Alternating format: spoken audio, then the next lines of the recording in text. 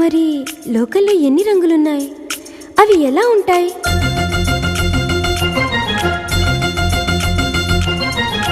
బుగ్గ మీద వెచ్చని సిగ్గు వచ్చినప్పుడు దానిని అడుగు, ఎర్రదనం అంటే చెబుతుంది.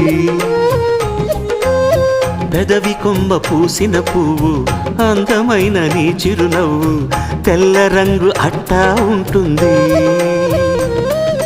నీలో నిలువున పులకలు రేగిన వేళ నువ్వే పచ్చని పైరువు అవుతావమ్మా. దిగులు రంగే నలుపు అనుకో, ప్రేమ పొంగే పసుపు అనుకో.